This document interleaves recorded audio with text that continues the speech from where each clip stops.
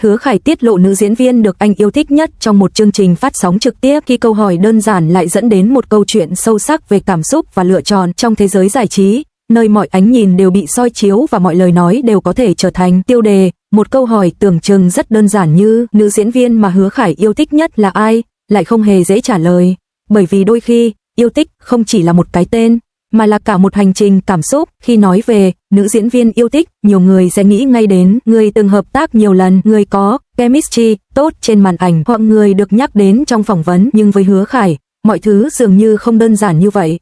Sự chuyên nghiệp và khoảng cách trong giới giải trí. Là một diễn viên, anh từng làm việc với nhiều nữ diễn viên tài năng, mỗi người đều có điểm mạnh riêng, người mang đến sự ăn ý trong diễn xuất, người tạo nên hiệu ứng truyền thông, người để lại ấn tượng sâu sắc trong quá trình làm việc. Nhưng yêu thích trong công việc không nhất thiết đồng nghĩa với yêu thích trong cảm xúc cá nhân. Điều đáng chú ý là, trong nhiều cuộc phỏng vấn, Hứa Khải hiếm khi trả lời trực tiếp câu hỏi này. Không phải vì không có câu trả lời, mà có thể vì câu trả lời đó không phù hợp để nói ra một cách đơn giản những cái tên từng được nhắc đến và vì sao không ai là duy nhất trong hành trình sự nghiệp. Hứa Khải từng hợp tác với nhiều nữ diễn viên nổi bật, có những nữ diễn viên tạo nên những cặp đôi màn ảnh được yêu thích, mang lại hiệu ứng mạnh mẽ trong lòng khán giả, khiến fan đẩy thuyền, nhiệt tình, nhưng phần lớn những mối quan hệ đó dừng lại ở mức công việc và sự chuyên nghiệp. Fan có thể cảm nhận chemistry qua màn ảnh, nhưng chỉ người trong cuộc mới biết điều gì là thật, điều gì chỉ là diễn, và đôi khi người được fan yêu thích nhất chưa chắc là người được chính anh xem là đặc biệt nhất.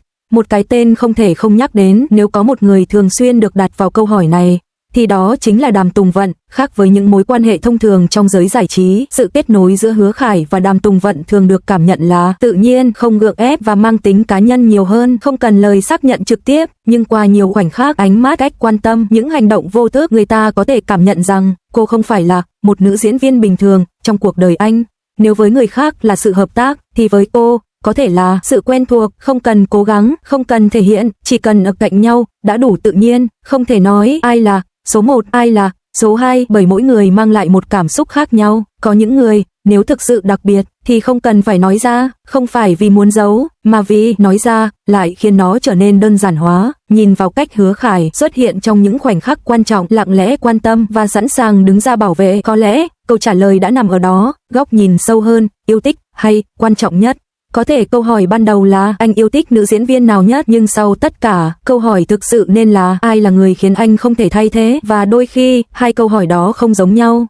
Một câu hỏi không cần câu trả lời, vì ai cũng hiểu câu hỏi về nữ diễn viên được Hứa Khải yêu thích nhất có thể sẽ không bao giờ có một câu trả lời chính thức, nhưng điều đó không quan trọng, bởi vì qua những ánh mắt, những hành động và những lựa chọn, người ta đã phần nào hiểu được ai là người đặc biệt nhất. Bởi vì có những cái tên không cần được nhắc đến nhưng vẫn luôn ở vị trí không ai thay thế được. Cảnh Điềm khí chất sang trọng và khoảng cách hoàn hảo. Cảnh Điềm luôn mang đến một cảm giác thanh lịch trưởng thành, có phần xa cách khi đứng cạnh Hứa Khải. Sự kết hợp giữa Cảnh Điềm và Hứa Khải thường tạo nên hình ảnh đẹp hoàn hảo về mặt thị giác, mang hơi hướng cặp đôi lý tưởng, nhưng đó là sự hoàn hảo mang tính trình diễn. Điểm mạnh, thần thái cao cấp, khả năng giữ hình ảnh, sự chuyên nghiệp trong tương tác, hạn chế trong cảm nhận. Dù đẹp và hợp, nhưng giữa họ thường tồn tại một khoảng cách, ít sự tự nhiên, ít những khoảnh khắc vô thức. Đây là kiểu kết nối đẹp nhưng có kiểm soát. Dương Tử năng lượng sống động và sự bùng nổ cảm xúc. Dương Tử lại mang đến một màu sắc hoàn toàn khác, tươi sáng, hoạt bát, dễ tạo không khí khi đứng cạnh Hứa Khải. Nếu họ hợp tác, sự kết hợp này thường tạo cảm giác vui vẻ, nhiều tương tác, dễ tạo hiệu ứng truyền thông. Điểm mạnh, khả năng khuấy động không khí, biểu cảm linh hoạt, tạo cảm giác gần gũi, hạn chế trong chiều sâu. Tuy nhiên,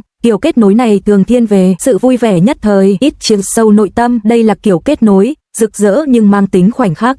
Đàm Tùng Vận sự tự nhiên và chiều sâu cảm xúc. Khác với hai người còn lại, Đàm Tùng Vận không quá nổi bật về hào quang hay năng lượng bùng nổ, nhưng cô lại có một điều đặc biệt, sự chân thật khi đứng cạnh Hứa Khải. Sự kết hợp giữa Đàm Tùng Vận và Hứa Khải mang đến cảm giác nhẹ nhàng, tự nhiên, không cần cố gắng, không phải kiểu gây ấn tượng ngay lập tức, nhưng càng nhìn, càng cảm nhận được chiều sâu. Điểm mạnh, diễn xuất, cảm xúc tinh tế, khả năng tạo kết nối thật, sự ổn định và bền vững. Điều khiến cô khác biệt không phải là cô nổi bật hơn, mà là ở cạnh cô, mọi thứ trở nên thật hơn. Bằng dấu lớn, đây là kiểu kết nối không phô trương nhưng lâu dài.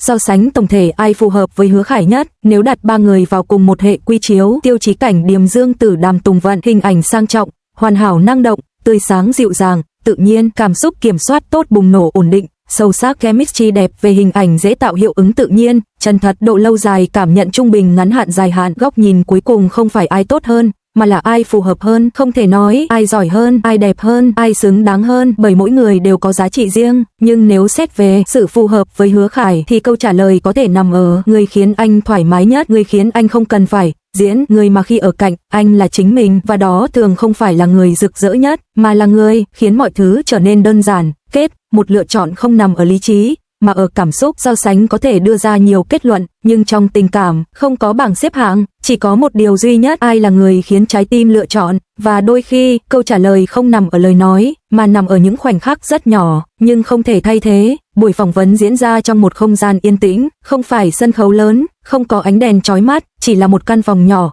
ánh sáng dịu, đủ để mọi biểu cảm đều trở nên rõ ràng hơn.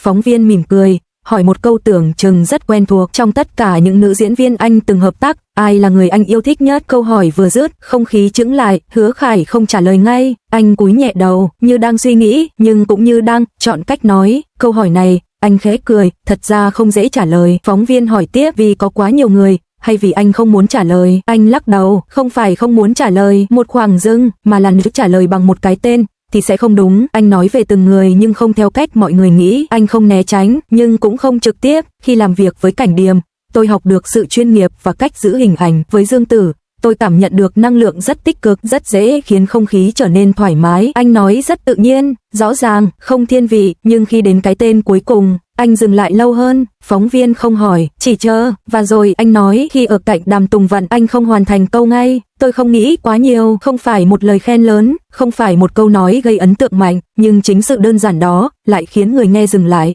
Phóng viên hỏi tiếp, không nghĩ quá nhiều, nghĩa là sao? Anh cười nhẹ, là không cần cố gắng trở thành một phiên bản nào đó, không cần phải nói gì cho đúng, không cần phải làm gì cho hợp, chỉ là, ở đó, một câu nói khiến cả buổi phỏng vấn lạc đi. Cuối cùng, anh nói một câu, nếu gọi đó là yêu thích, thì có lẽ tôi thích cảm giác khi ở cạnh người đó, không nói rõ người đó là ai, nhưng không ai cần hỏi thêm nữa. Kết, một câu trả lời không gọi tên, nhưng ai cũng hiểu. Buổi phỏng vấn kết thúc, không có tiêu đề giật gân, không có câu nói gây sốc, nhưng đoạn trả lời đó được chia sẻ khắp nơi, không phải vì anh chọn ai, mà vì anh đã nói một điều rất thật. Người quan trọng nhất không phải là người khiến bạn ấn tượng nhất, mà là người khiến bạn không cần phải cố gắng, và có lẽ đó chính là câu trả lời rõ ràng nhất, dù không hề được nói ra bằng một cái tên cụ thể.